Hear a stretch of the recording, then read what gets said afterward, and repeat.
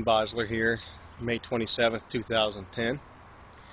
Now, why in the hell would a nice guy like me want to put Lysol on a wound like this where a truck hit this tree?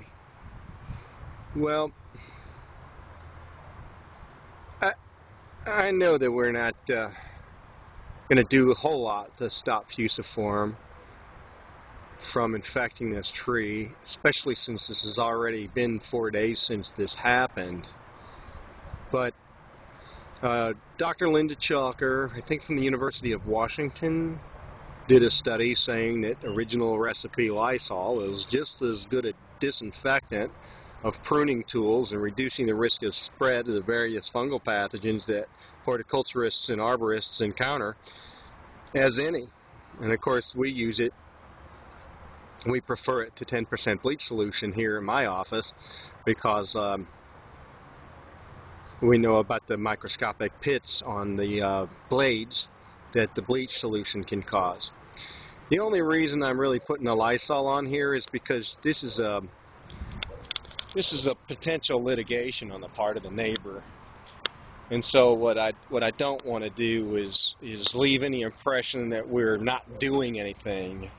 The trees, in the absence of an immune system in the mammalian sense, in which our bodies send out battalions of antibodies to combat infection, all a tree really does is put on vigorous callus growth and attempt to compartmentalize the spread of any kind of decay. So a wound like this is susceptible, the tree is not only susceptible to pine bark beetle damage, but a wound like this can also invite any number of saprophytic opportunists that are, spores of which are more or less ubiquitous in the landscape. So let's just be abundantly cautious. I wouldn't want to paint the wound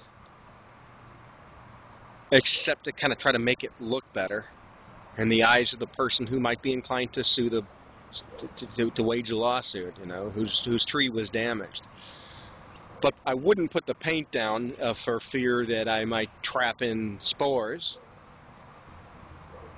trap in moisture, and actually inhibit the callusing process without first putting down Lysol. So I do intend to paint that wound in this particular case, although it's contrary to my general recommendations.